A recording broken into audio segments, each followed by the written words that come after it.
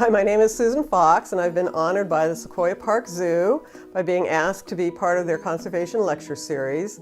So I'll be talking on December 13th about art and conservation in the land of blue skies, which is the country of Mongolia that I've visited numerous times over the years. And I specialize in Mongolian subjects for my art. So I'll be bringing some art, I'll be telling some stories of my adventures in the countryside, working with researchers, and I hope you'll be able to attend.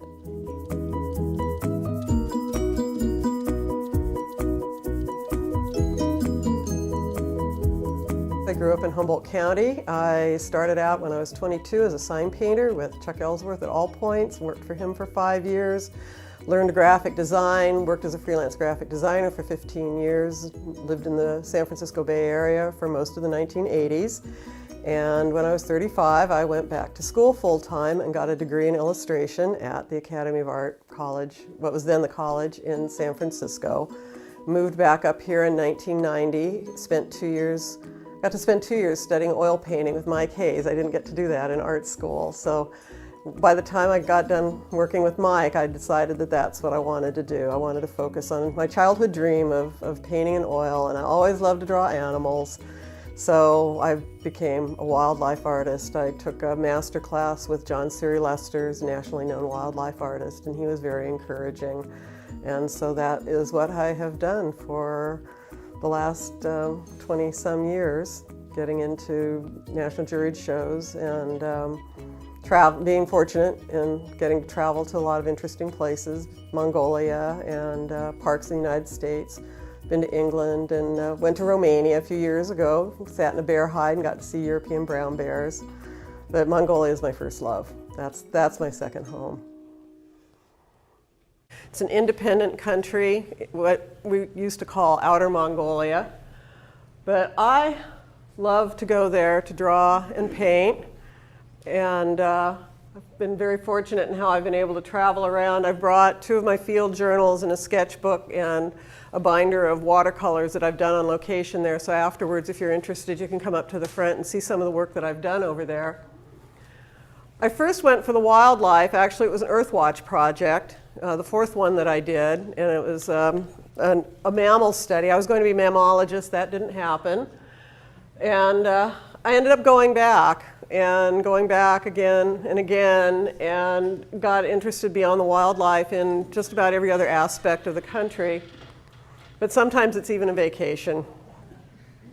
That was actually from last year. I'm going back to this place now next year. This is a strictly protected area out in the far west, and I'll be talking more about that in a little bit. But this was at the end of what I'd gone there to help with, waiting for the vehicle, the van that was going to take us back down the hill to Hovd so I could fly back to Ulaanbaatar. There's endless need, and there's limited time and resources. And so I've been to Mongolia 11 times in 13 years. I missed this year. It's the only second time I've missed since 2005. And I've got a lot of connections there of friends, and I understand. I've traveled extensively in the countryside. So there's so many NGOs here. You know, pretty much every species is covered, but not so much over there. So that's where I'm putting my effort. It's a place where one person who stays with it and is willing to contribute has a chance of really making a difference. And I don't do it alone. I've been there 12 times since 2005. And these are some of the drivers and guides and researchers that have helped me, given me information, have made me welcome over the years. So I want to give them credit. And this is a little bit about me. You can read it. I'm a member of Artists for Conservation and the Salmagundi Club in New York. I'm a fellow of the Explorers Club. I have a bachelor's in illustration from the Academy of Art. That's my technical training. And been in quite a few exhibitions. I enter juried shows every year, ship my art around the country.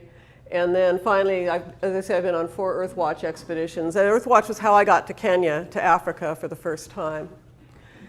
And these are the scientists and researchers who that I know, some of whom have become friends, who have welcomed me to the research camps, answered my questions, told me what the behavior of an animal that I'd observed meant, what they were doing. And so I want to give them all the credit in the world, because these are also some of the people that gave me the Mongolia that I'm going to show you tonight. So this is Mongolia. It's a landlocked country between Russia and China. It has an extreme continental climate. It's twice the size of Texas, with a little over 3 million people, and it's almost all open range, almost no fences. It's actually the last great undiscovered camping destination, because you can head out into that countryside and you can camp pretty much anywhere that you want to. And perfect silence, no light pollution. It's a pretty amazing place as far as just being able to get out and away from it all. Now, as far as my conservation activities, I formed a nonprofit association, which some of you might find of interest. I looked into 501c3s. That was not the appropriate thing for me as far as the amount of time that it would take and the requirements. And in California, they adopted a model law for something called a nonprofit association. So it costs $10. You register it with the state secretary of state, and it creates a legal entity for you. But you can't take nonprofit. You can't. People who donate money to you can't take a tax deduction. That's the main drawback to it. But it does create an umbrella organization. And so these are the things that I'm currently involved in, and I'll be talking about all of these as we move along. People find out I'm an artist. Artists are actually very well respected and held in high regard in Mongolia. So when I say, and I speak a little bit of Mongolian, when I say bizorachban, I'm an artist. It's just like it lights up, and you slot into, they understand what that means, and it's respected. So the word got around I was an artist, and a couple of Kazakh guys came over and says, hey, we're artists, through a translator. And so we chatted a little bit, and I didn't know if I'd ever go back there, but it turns out that I am. This next year, I don't know the dates yet, probably in July, and I'll be doing the Argali capture. Dr. Rosenbaum has helped the local community build a community center in Delin, which is the Sum Center, what we would call a county seat. And they want to paint a mural on the wall. So my part of this is going to be to take their ideas. Do they want Argali? Do they want ibex? Do they want the deer stones or the mountains? And I'll come up with a design for them. And they sent me a scale drawing of the wall, the building. And then when I go back next year, I'll spend, I don't know how this is going to work, but I'll spend probably at least a day or two in the town while the local artists are painting the mural, and maybe I'll get my paintbrush out and I'll get to help paint that. And so I've brought up this idea to the director of Iknart and Cholo, and he's now interested in a mural for the headquarters for that nature reserve, which is the one that I always go to. So that may be something that I'm finding where I can use my art to help support conservation in Mongolia, is working with local artists to embellish buildings with scenes and the wildlife that they live with and that they see every day. The things that I specifically do to support conservation, since I'm shooting reference for my wildlife art, I think this last trip I took something like 11,000 images. And we've got how many terabytes? About just under 3.5 terabytes of images. So I have two Nikon D750 camera bodies. One has a 28-300 lens. The other one has a 8400. And so I'm out there with this camera equipment, and everybody's going to see something different when they go out. So sometimes I get something that I think a researcher that I know could find useful, and so I've got a standing order for something that I'll show you in a few minutes. So I provide photographs if those are useful for researchers. I'm involved in a community near a nature reserve. Social media, I'm the admin for this nature reserve's Facebook page, so I change out the header and take care of the spammers and add new members. Do public presentations. I do my what I call my Wild Art Mongolia expeditions, and then I do my paintings, which is my way of communicating the Mongolia that I see through my art. So I first became aware of Argali when I got an Earthwatch expedition catalog in 2004, and I decided to go to Mongolia, which is the home country for these animals, which is doing to a research camp that is doing a study on them. So in the spring of 2005, I traveled to Mongolia for 2 weeks to a reserve with 9 other people. We stayed in Mongolian gars, which we were taught to call yurts, and we were out every day, high of 32 degrees, and I just had the most wonderful time. I'd never heard of these sheep before, but we saw a lot of them, and as time has gone on, I go back to that reserve every year now, and I'm actually involved in helping support a women's feltcraft collective there, and I have my own gar. I bought a gar last year, so I'm allowed to stay in the reserve and go out and walk on my own. It's a wonderful place where I can go out by myself as a woman traveling on her own to try to see the Argali, and there's also ibex and a variety of birds and other mammals there. So I'm going to feature Argali, Ovis ammon, because that's the animal that took me to Mongolia the first time on this Earthwatch project. I have Mongolian Argali in the research guide. There's a picture of this sheep's head. I had absolutely no idea what they were. But they are the world's largest mountain sheep. The largest ram that they've radio collared at Iknart Cholo Nature Reserve, which is where the Earthwatch project, and it's still doing Earthwatch teams there if you're interested, was 374 pounds. So, but the rams generally can weigh over 300 with that horn curl of 65 inches. They are, I'm trying to remember what the IUCN, they're actually in pretty good shape in Mongolia, as far as not being endangered. When I first went there in 2005, they estimated a population of 400 of them. And when I was there last year, it's up to 800 to 1,000. So the work that's been done in this reserve for the conservation of species is looking pretty successful. And I've gone back there every year, and they've become a favorite subject of mine. I'd never thought about painting wild sheep before, but I've learned a lot about them. I've learned about their behavior. I've gotten to watch them in different seasons, and I've just gotten to the point where they are one of my favorite subjects. There are 2 populations. The one I'm most familiar with is the Gobi Argali, and then last year I went out to the west and I saw the Altai Argali, which look a little bit different than the Gobi Argali, and I'm going to be interested in getting more reference and being able to talk to the researchers and find out, if there are morphological differences between these 2 populations. The main organization that I support is Iknart Cholo Nature Reserve, which is the first place that I went. I stayed involved there. I helped set up a women's feltcraft collective in 2009, and I'm hoping to see the women again when I go there next year. I also know the director. He was on the Earthwatch project the very first time I went. We've stayed in touch all these years. He's the leading Argali researcher, so he studies the wild sheep. So that's the #1 priority. This is at Iknart Cholo, which Ik is great or big. Nart is Mongolian for sun. The IIN creates a possessive. Cholo is rocks. So this is Great Sun's Rocks. It's a very large area of an upland with rocky formations that I'll show you in a little while. The person that runs the Earthwatch projects did her master's on grazing overlap, and she told us about that when we were on the project.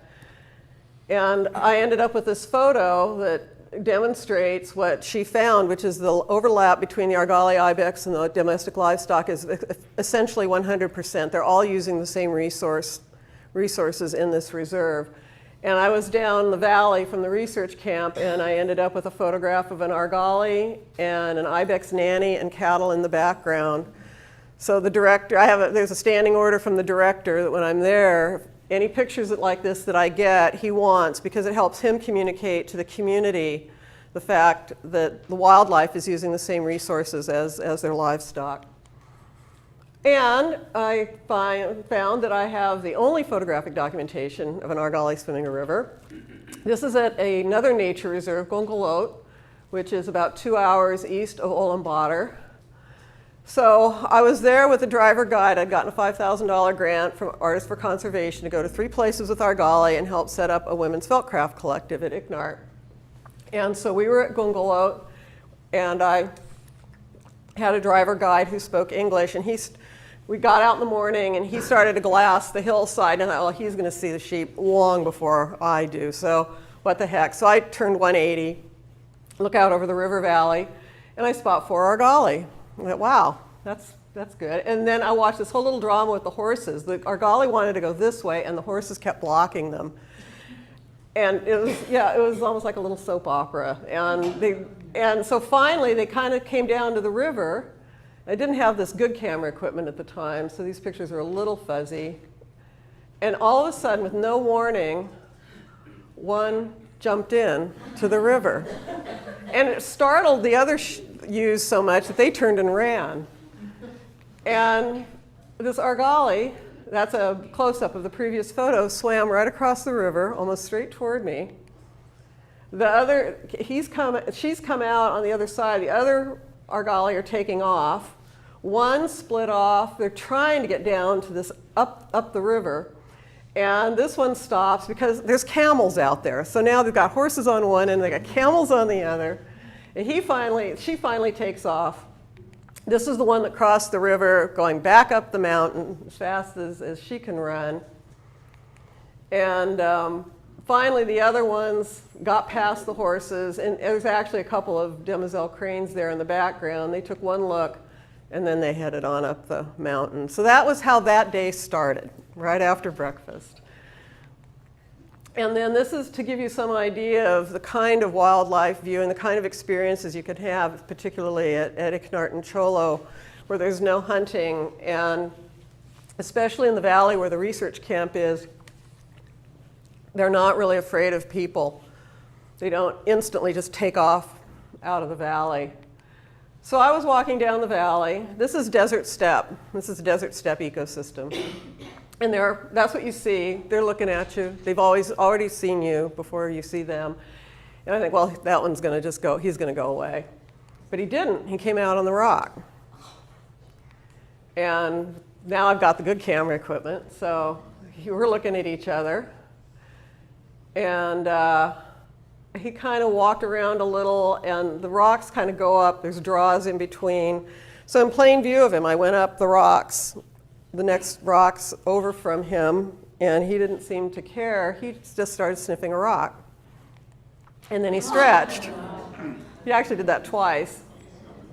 And this is off to my right, behind me, the research camp with 7 gears, 2 shipping containers. People are behind those trees, and you can see someone at the spring down there. So all this is going on while all of that is just a short distance away. He scratched. He sniffed his rock again. He looked at me. I looked at him. I did some sketches of him. He knew I was there. He laid down with his back to me and just started looking out across the valley. And then 2 more Argali came down the valley. And he got up to watch them. They stopped and looked around. And then they headed on up the other side. And he watched them go. And that was kind of, that was an hour with him. And I thought that was enough. That was really a gift. And so I left. But I knew I was going to get a painting. And this is the painting that I did. It's called A Good Stretch. And I would know him if I saw him again because he's got that spot on his horn where the ribbing has come off. So this is the opportunity that I had to really get involved with the local community. Icknart is Our Future, is a women's craft collective. And that started with an idea that at the time I was volunteering with in touch with the Denver Zoo, who had done the Earthwatch project, and I was interested in staying involved. And they said they had this idea for doing this collective, and I said I'd be willing to help with that because they said they didn't have staff or a budget for it. So there was an arrangement made to have meetings, and the Argali researcher, who had also been on the Earthwatch project, he went around and told all the people that this American woman was coming. She was going to bring a felt press, and that we were going to help them start this this collective. So we didn't know if anyone would show up because this is summertime, it's the busiest time of year. 14 women came for 3 days, their families, everyone pitched in to fill in, to cover their work so that they could come to, it was very humbling for me because they didn't know who I was. And it's 3 incredible days with the women who had already formed an organization, had already taken a 5-day felt making workshop, brought me a 14-page proposal about which I brought with me because I was going to loan them the money for the felt press. And they were ready to go. And everyone told me, oh, you're going to have to hold their hands. You're going to have to tell them everything. They were together. That collective is still going on. And I've stayed in town. I've stayed in the homes. I've gotten to, they're friends on Facebook. So they made that rug in 3 days, hand embroidered. So this is Mongolian style embroidery with camel hair yarn. These are some of the things they'd made before and that they made while we were there meeting with them. This was in 2009. That's the felt press. So a few years later, I came back and I went into the town and they had a work day for me. And the women came in from the countryside for the day. And they got me in helping create felt so that they could do pictorial images on them. They were working on hats and slippers. And it was the most fantastic day that I had with them. And I'm looking forward to seeing them again next year. So I decided I wanted to do something more structured as far as supporting conservation in Mongolia, and I wanted to try to get other people to come over and see this place, particularly artists. And so I created what I call the Wild Art Mongolia expeditions. And the idea is using art to support conservation.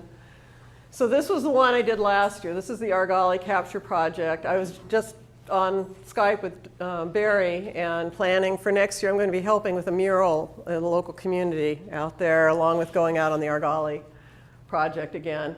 So this is out in far western Mongolia. This is in the general area where, these are Kazakh majority, so this is eagle huntress territory, if you've seen the movie. This is where we stayed, set up camp in this valley. This is getting organized to go out and round up the sheep. So they hired Kazakh horsemen, and there was word that there was a big herd, maybe 200 animals out there somewhere. They could just find them. These are some of the guys, the horsemen. They're characters sometimes. And they're getting ready to go out. And the crew from Iknar, because they do Argali captures there, they came out from UB with Ulaanbaatar with their nets, and this is the nets being thrown out onto the ground, and the stakes being brought out on a motorbike. And then it was when they were doing this, the sun was going down. It wasn't a great angle, but they were setting up two lines of netting, almost 100 yards long. So it took quite a while to do it. And then at the end, they dropped them all to the ground. And I just thought, oh, no, we just put that all up. But they didn't want animals getting caught at night.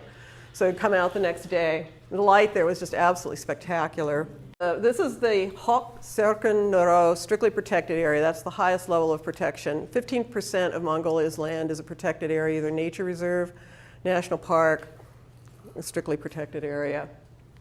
And this is what you see on the hillside, way up high, Argali. Or you see just here, you learn to spot that silhouette of the thing that doesn't match the pattern, are those thin legs. That's the director of the strictly protected area. The mosquitoes are really, really, really bad. And that's the mosquito netting hood that I've got on my hat. And they're setting up the nets the next day. Weather would roll through. It never actually rained. But we were sitting on the ground waiting, and I got to watch these cloud formations. So there go the horsemen. They're riding out. And so I ended up being designated the official photographer because I had the Argali researcher from Iknar had brought his crew out here, and so I knew him, and he knows I've got camera equipment. So I was the photographer. So they set me up at one end. This is where I could see all the way down the net line.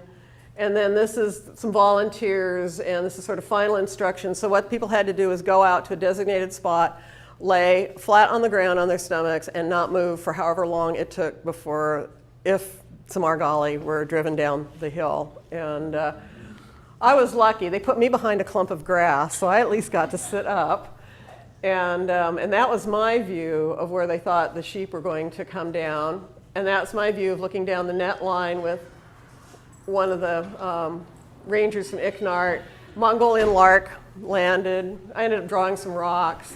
This is where they told me there would be sheep. But you know, I really couldn't get the scale of it. The air is so clear in Mongolia, it's kind of like Grand Tetons. Things seem closer than they are. And then that's Anand, one of the rangers from Icknart.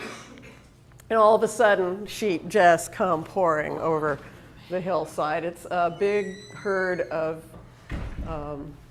ewes and lambs. That's what it looked like, coming down that hillside toward the nets. And then they stop. And then, you know, it's like elephants, the matriarch. There's the old ewe, the canny old ewe knew something wasn't right, and that's her heading over. And you can see now the herd has split, and the ones that are coming over, they're following her. The rest of them are milling around a little bit, a little confused. They all start to take off over the hill, and Anand says, "Susan," and then he points back behind me. I look behind me, and I see this. And I counted later on, that's about 30 of them split off before they even got to the top of the hill, and they ran at eye level right behind me. So I was taking pictures as fast as I could, and they just ran on by. And that's the ones on the hill going over the hill. And then that was kind of the last, you know, I saw them. So that was kind of that. And so this was the, well, what happened? How did things go? That's Dr. Amgalanbadar Sukin, the Argali researcher, is the director of Icknart. That's someone he went to university with. Dr. Rosenbaum, Barry Rosenbaum, is behind. So they got, that was kind of the end of it. There wasn't a capture. It's just, you just never know how things are going to work out. But I am going to get a chance to go out again next year. So we go back to camp, and it's the last day, and it's time for group photos. And so I asked, the Kazakh guys were all kind of hanging around, and I said, you know, can I get a picture with them? And they walked off. And I thought, well, I guess that means the answer is no. But they're horsemen. They had just gone to get their horses. So they came back, and they actually set up that themselves and had me come, please, stand in the middle. This was an Explorers Club flag expedition, Flag 179, which has been to 35 countries since the mid-1950s. So it was kind of intimidating to carry it out to Mongolia. So I have my picture with them, and then this is the crew from Icknart and Barry with a Kazakh Bear in the background. And it was a good experience other than the mosquitoes, which Barry says have never been that bad before and have not been that bad since. So we'll see what happens. So when I saw these photos, I knew I was going to want to do a painting. And I start by doing sketches, leg positions, just making sure I understand the anatomy. And then I came up with a composition that I liked, and I turned it into this. It's called On the Run, and that's the sacred mountain in the strictly protected area in the background. It's 36 by 48.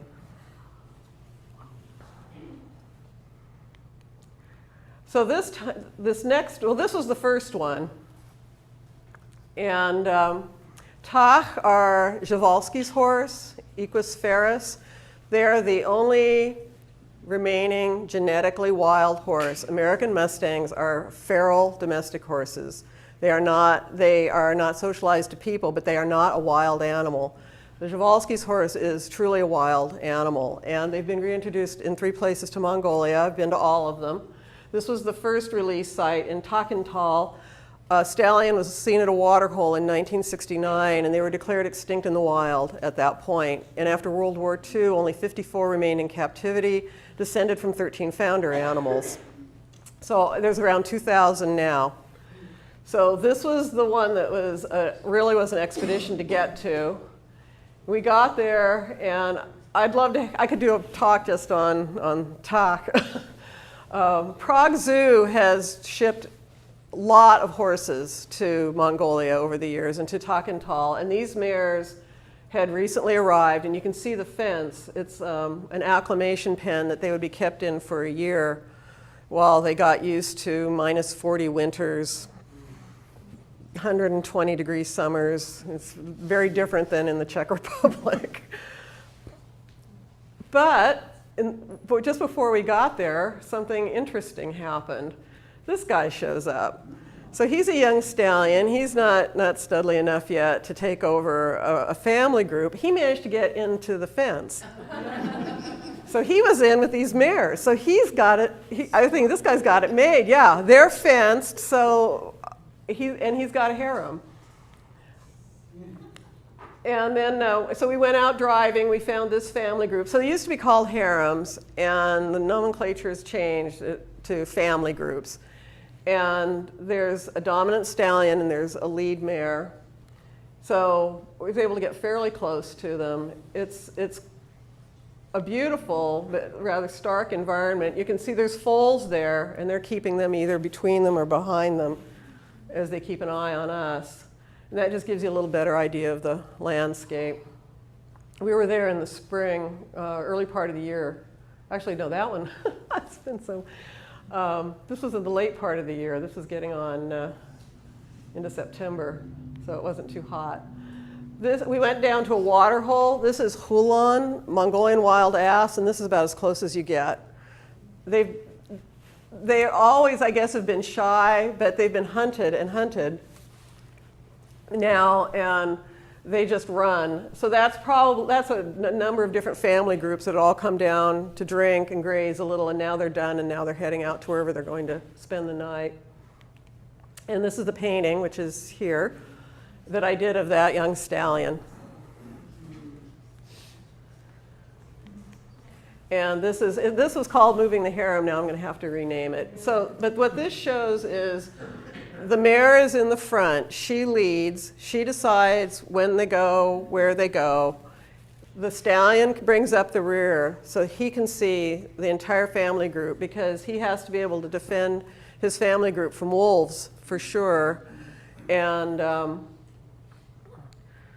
well, not snow leopards, not where these horses are. Wolves are going to be the main predator. And you see them with scars, not from just fighting each other, but maybe there's a scar on the haunch. The wolves will come in behind and try and grab. I've seen that at Hustai, one of the other places where the horses are. And this is the newest, this is the third and the newest release site at Homintal, which is to the north of Takental.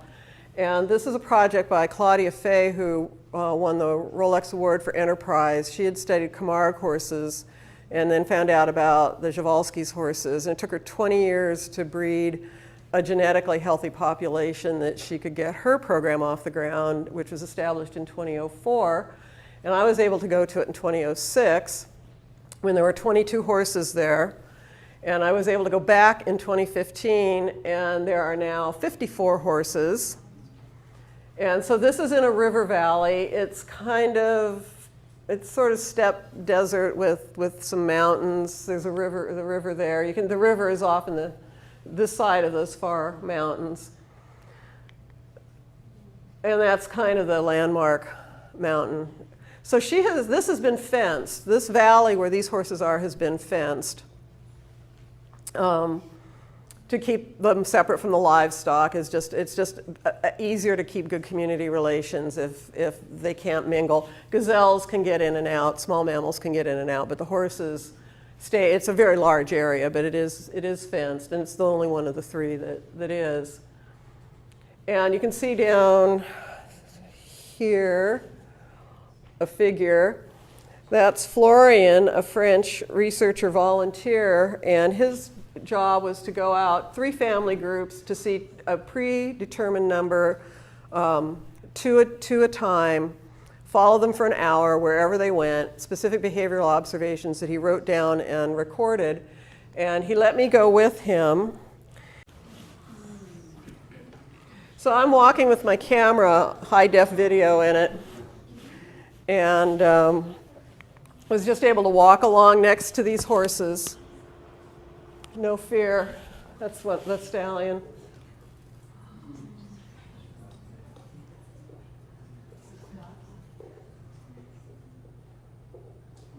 So now, unlike the ones at Takental, they have been kept approachable by humans that they know. Claudia wants to be able to inspect them for health without having to tranquilize them. So it's not like they walk up to them and stick their hands in their mouths, but they would let me, a stranger, just walk along next to them from me to you. And this is Kronos. And it turned out he had a good-sized harem with foals on the ground. It turns out he was there in 2006. He was part of the first shipment in 2004. Imagine that. He was still alive after all these years. And there's they call the old mare. So in the wild, in this extreme environment, that's how tough these horses are. And they came from the Czech Republic. They weren't born in Mongolia. So I did a portrait of him. He had a really interesting, calm demeanor about him. I hope he's still alive. He was getting up there. He was limping a little bit. But it was such a thrill to see a horse that had been there and survived all this time. So this is the one from 2014. I had not seen the steppe, the grassland steppe that used to extend almost from the Pacific to Hungary. It's almost all gone. The largest remaining areas of it are in eastern Mongolia, and the largest protected area is Tosen-Holste Nature Reserve. But before we got there, we stopped for lunch, and there were a pair of endangered white-naped cranes there. I got a picture of them taking off. So there's about 5 crane species. International Crane Foundation is very involved in crane conservation in Mongolia. And they talked about camping. So here we are in the reserve. They knew we were coming, and there was a spring nearby. And so you set up, protected from the wind, and always on a few degrees slope at least because of rain. So that was where we set up. I think we were there for 3 or 4 nights. And this is looking from the camp kind of out. The spring is nearby. That's an ava.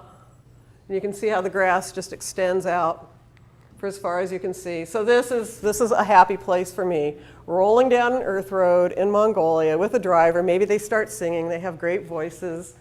And I don't have to be anywhere. I don't have to do anything. I can just be in this place rolling across the countryside. So that's the grassland steppe. We had some run right by the car, Mongolian gazelles. Saw an endangered soccer falcon. Saw some really interesting cloud formations. Fortunately, that one didn't rain on us. And then this is Gonbold, one of the rangers came, and through the guide, I was able to interview him about his work. And we visited the park headquarters, the reserve headquarters. And we saw how they do community relations work. And they have a botanical collection of plants. And saw a lot of gazelles. The light wasn't very good. It was the rainy season until we were leaving last day on our way out of the reserve. The one gazelle really came out into this very, very nice light. Oops. So that's road travel. When I first went there in 2005, there were 48,000 miles of road in Mongolia, and 1,900 of it was paved. And people say there's no roads, but these are the roads, the earth roads. And if you're in a Russian van, you can go anywhere in the country. And so that says, let's go, to me. And then there's this part of it. Oh. Because it had rained. And This is the main east-west road, so I think this has been paved now, but this is what Mongolia is facing as far as economic development, partly is because lacking road infrastructure, which is finally, as they say, is finally being addressed. But good driver, he likes to drive fast. I've been out with him before, but he was being really, really careful, and just all of a sudden, all 4 tires let go, and we almost did a 180. And I was sitting next to him, and we just kind of looked at each other, and went, oh, that was interesting, wasn't it? And he just sort of grinned, and on we went. So this is last year. Gobi Bear. How many of you have heard of the Gobi Bear? It's the world's rarest bear. Okay, all right. So it's a grizzly. And the estimate is that there are 44 in the world. I'm reading Doug,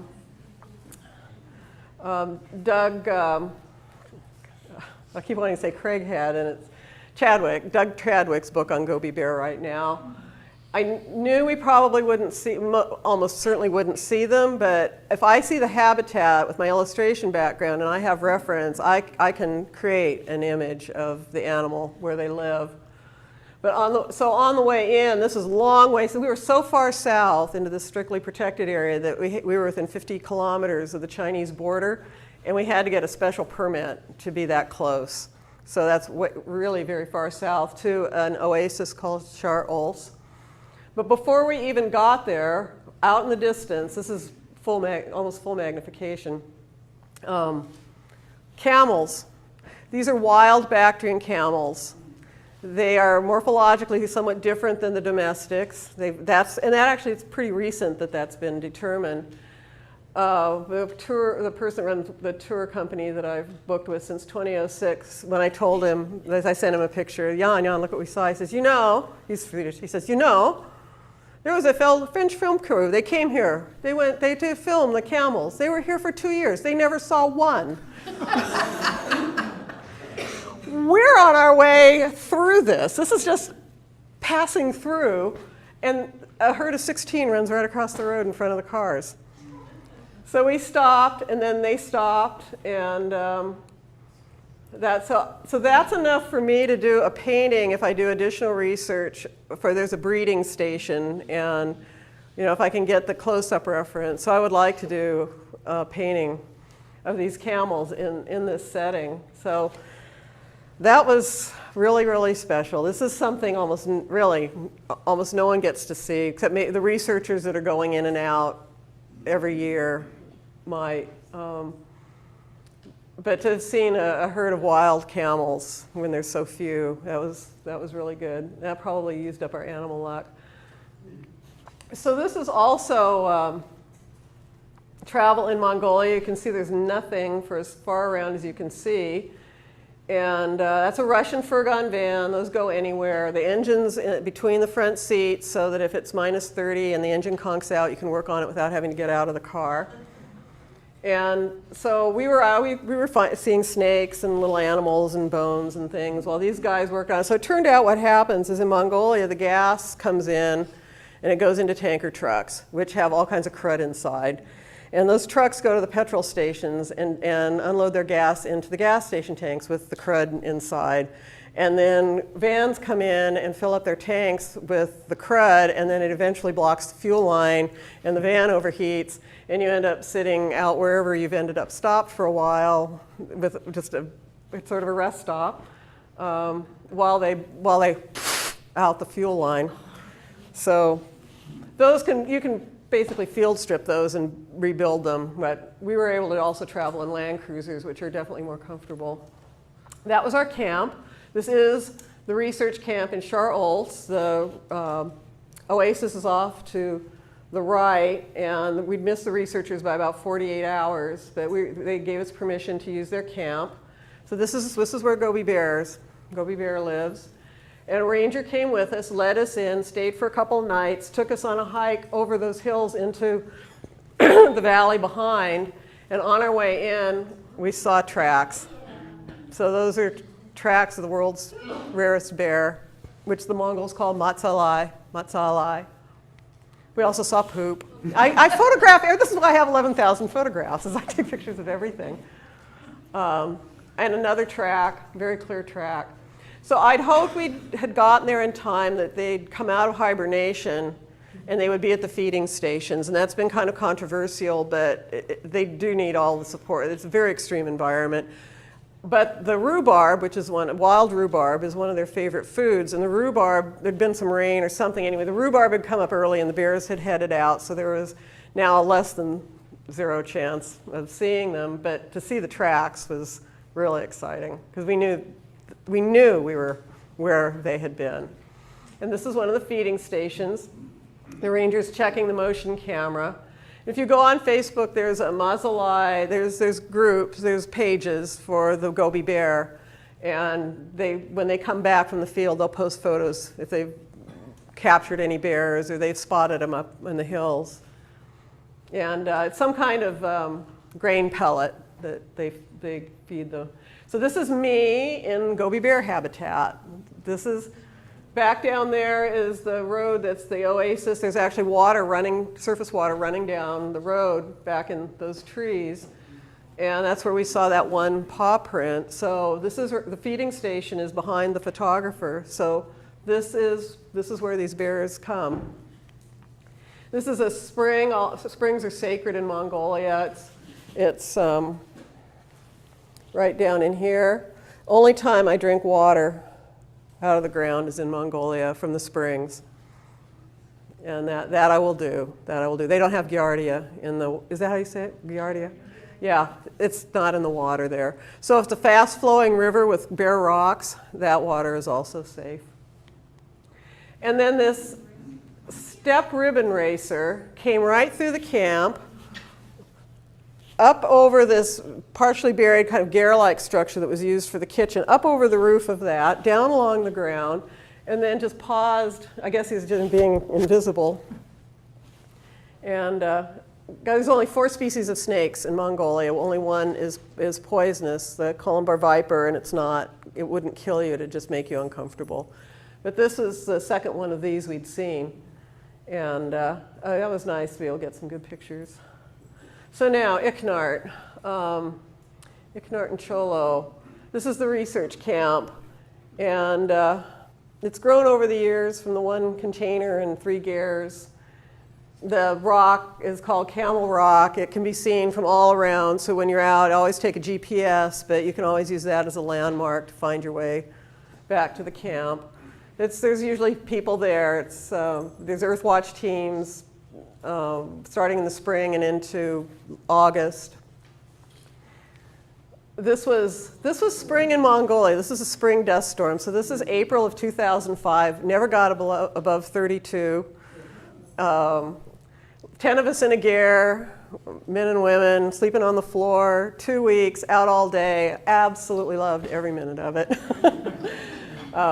We'd been out doing the first ever transect population survey, and we were going to get to visit a herder family, and we were going to have Mongolian barbecue, and we were all laying in the ger waiting, and it was just like somebody turned off the lights. The ger just went pitch dark, and then it turned orange. And I peeked out the door, and I thought, oh, I've got to get pictures of this.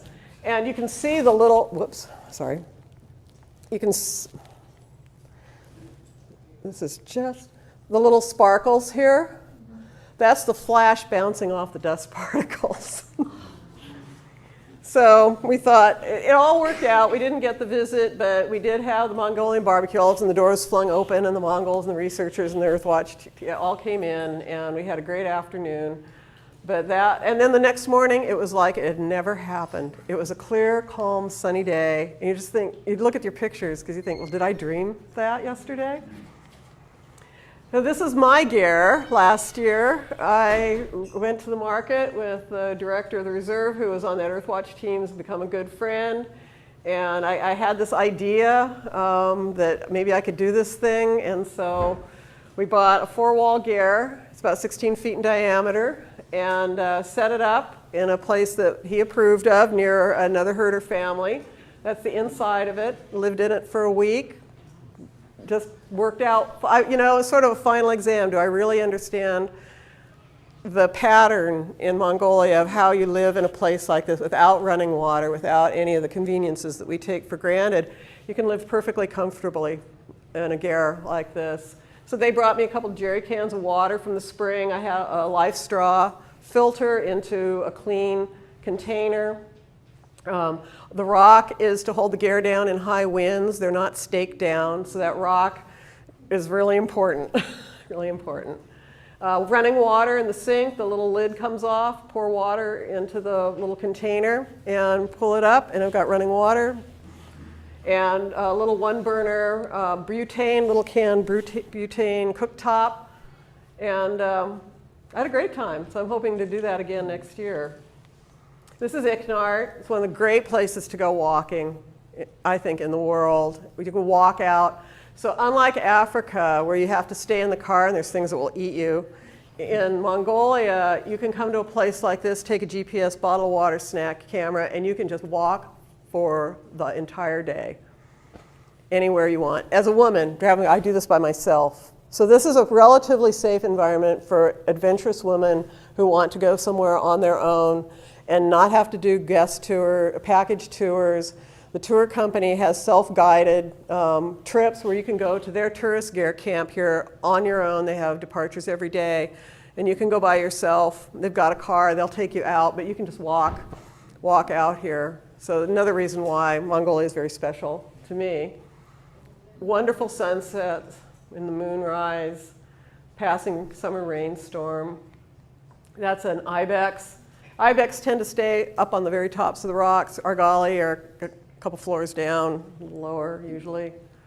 That's a nanny ibex with a radio collar. So I wasn't all that far away. They're very tolerant. It was a group of them. That's a big old Billy ibex. This was in 2011 with the driver guide and another artist. We were walking down this canyon, Red Rock Canyon, and he just came out of nowhere, out from under an overhang, and just stopped on the trail right in front of us and just stood there checking us out. So got some good pictures of him. This is a tolai hare. There's a few members of the Lagomorph family in Mongolia, I think 4, but this is the only rabbit or hare. That's a pika, and they do what pikas everywhere do, is they tell everybody in the neighborhood when you walk by. And I couldn't take a step. This one year, they were everywhere, and black kites were everywhere. It was just one of those population ups, and I've never seen it like that before or since. And they lay out their vegetation to dry for the winter, just like you read about in storybooks. This used to be called a Cenarius vulture. It's now called a Eurasian black vulture. This is a juvenile in an elm tree at Icknart. This is a major, major nesting location for them. I think there's over 100 nests. One of the things that's interesting about them here is that there are Korean vulture researchers who, up near the DMZ, it's effectively a wildlife refuge. There's not people there. And they saw one that had this big white tag on it. And it was a male juvenile from Icknart. So what they learned, because they had GPS locators on them, is the young guys leave Icknart for the winter and head out to near the DMZ in South Korea to hang out. Not the adults, not the females, just these young males. So that's, yeah, so it's, and they come back. So it's just a trip out and back for the winter.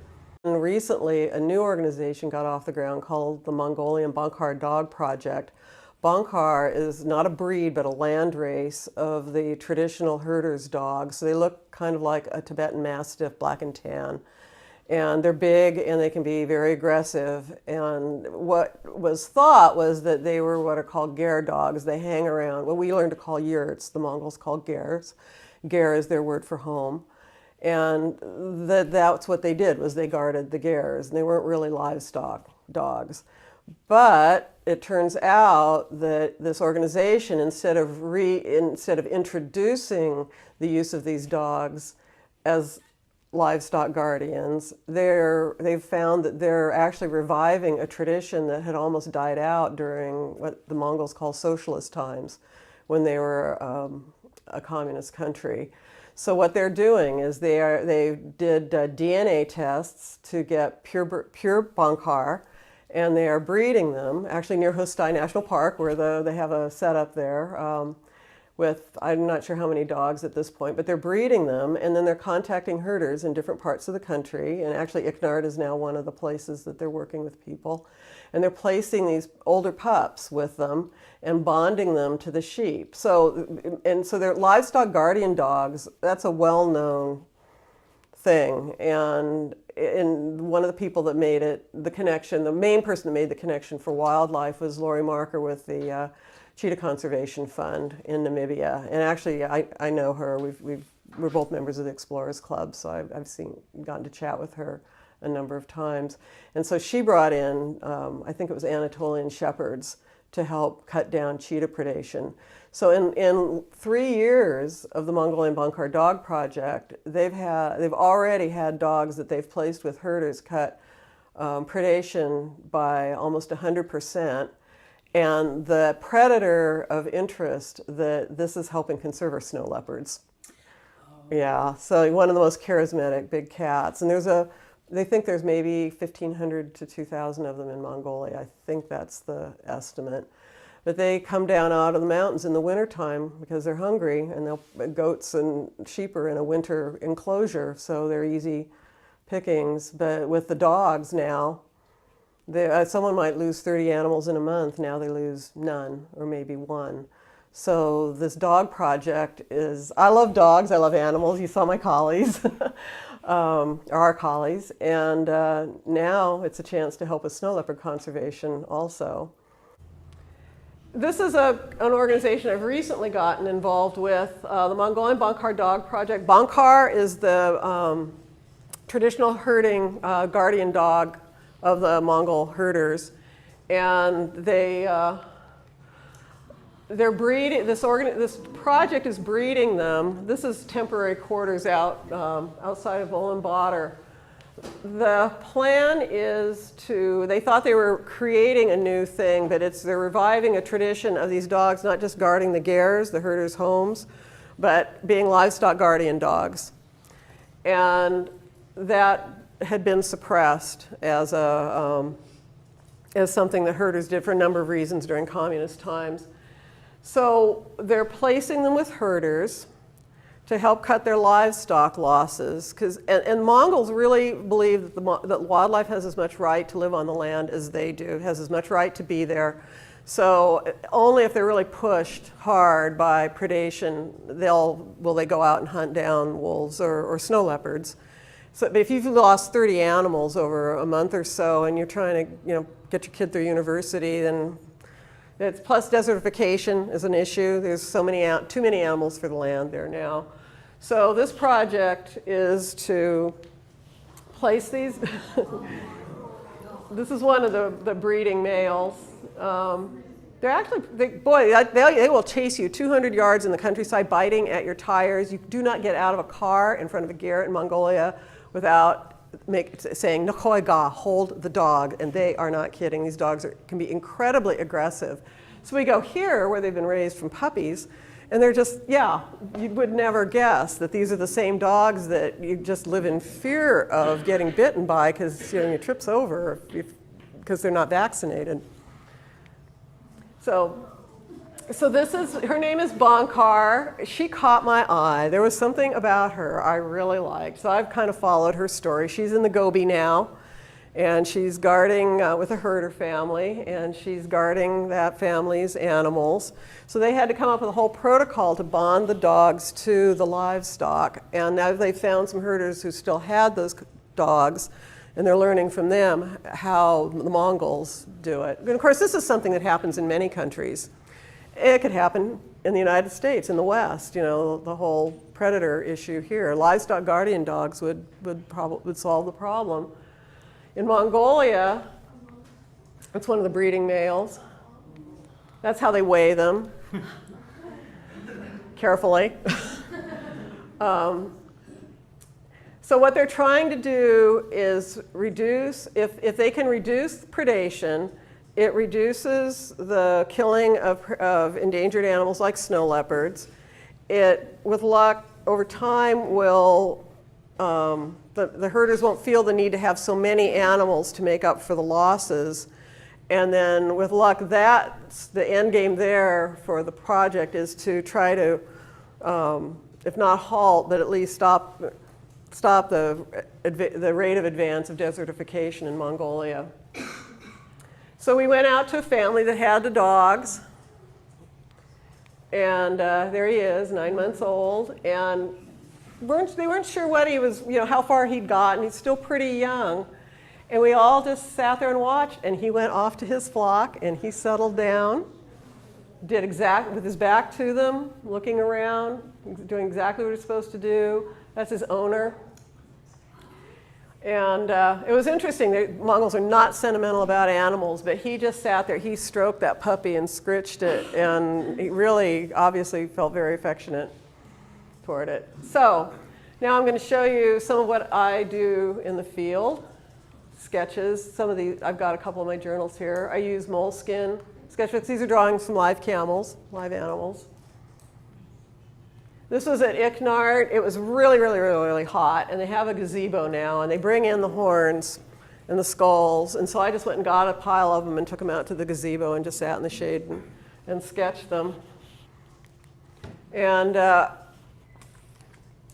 when we're traveling, we stop for lunch. Sometimes I just play a little game with myself. No matter where we stop, no matter what it is, I'll find something to draw. So I'll do a quick sketch. These are some more finished ones of birch trees. There's a black kite nest in this one. There was a huge colony of them in this grove.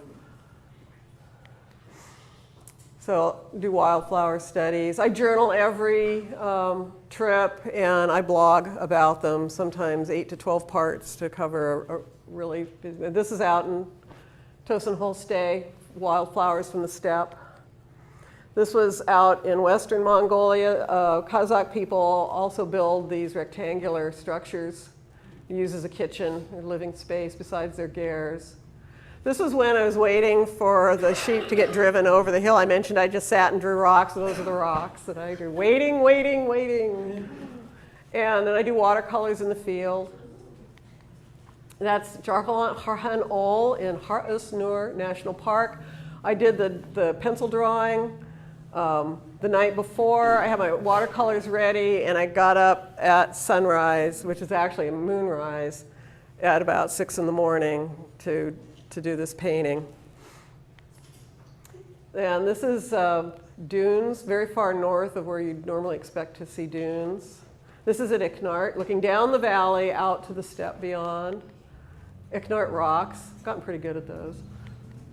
And then these are some of the paintings that have come out of the trip. So this one, another processed one.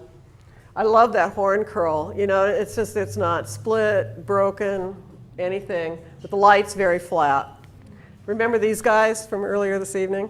So this one, you can see shadow side. This is an illustration here. Shadow side, shadow, light. So I took the light pattern there with the horn curl, and I did that painting. And after I did On the Run, I realized I'd actually for now said everything I want to say about animals in a landscape. That's about 90% landscape, 10% animals. I've drawn animals since I could hold a pencil. So I decided over the last year, a couple of years, been thinking about it. I want to go back to just doing animals. I want to take a little more contemporary approach.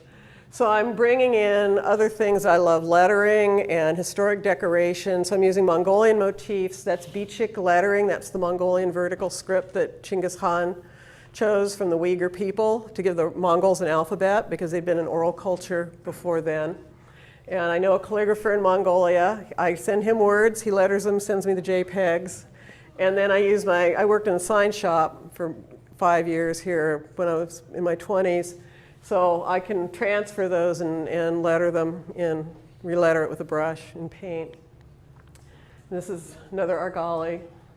So I always try to paint an individual. So they're always, in a way, always portraits. So the other species that's really caught my time and attention and my creative energy is the world's only surviving species of true wild horse. And we learned to call them Przewalski's horse, after Nikolai Przewalski, who was an explorer that went all over Central Asia for the Tsar of Russia. he was crossing the border and he was given a hide and a skull, and he knew it was a previously unknown species of horse, so he took it back to Russia, and that in fact proved to be the case. So they were extinct in the wild as of 1969, but there were 54 left in captivity by the end of World War II. When Mongolia became a democracy in 1990, a German businessman wanted to curry favor with the government, and he arranged to have them reintroduced into Mongolia, and that was the first site in Western Mongolia. There's two more since then. There's one that's 2 hours from the capital called Hustai National Park. Lots of visitors are able to go there. And this is the only place in the world, Mongolia is, where you can see the true wild horses running free in their native habitat. So I always drew horses as a kid. Anybody who really knows horses has heard of the Przewalski's horse, which the Mongols call Tak, which means real special or sacred, blessed. And I've been able to sketch them. I've been able to walk in the park and do watercolors. The people that run the park kind of know who I am now. I've been there quite a few times. And I've also been to the other two places where they've been released also. So they're a real special animal, and as I say, Mongolia is the only place in the world where you can see them running free. These are the Tak. These are the domestic horses. This was actually in the members' show at Salmagundi Club. Just got it back. That's a horse I saw at Icknart. That's a Saiga antelope. Have you heard of Saiga antelope? There was a big die-off in Kazakhstan. There's a subspecies, Saiga tatarica mongolica, in the West, and the estimate's, I think, 8 to 10,000, and they lost 4,000 to a livestock-borne disease last winter. Facebook was not a happy place on some days, but they can breed back up very quickly. This was a young one that let me get fairly close. These are Tak at Hustai National Park, which is only 2 hours from Ulaanbaatar. So if you go to Mongolia, 2 hours, almost all of it on paved road. They've got almost 300 of these horses there, and they're pretty easy to see. Hupos, those guys, it's just like they know you're about to raise the camera and they take off on you. But I got them on this rock. I won that round. These are ibex, Siberian ibex at Icknart, young ones. I watched a whole group of about 15 nannies and kids. And I've also started adding people back into my, I like Mongol wrestling, and so I've just started taking a swing at human figures again. And with that, that's my painting kit for when I'm on location. Barla, thank you very much. If you have any questions. So I was very fortunate that my parents encouraged me, and I drew from the time I was a child. So art has always been an important part of my life, and I've never met a child that, starting out, didn't love to draw. And so I always try to encourage that whenever I can. I think art has a really important place to play in conservation because people see the world differently when they're looking at art. And it can change how they see the natural world and maybe help them want to become active and help do the work that needs to be done to help save our planet.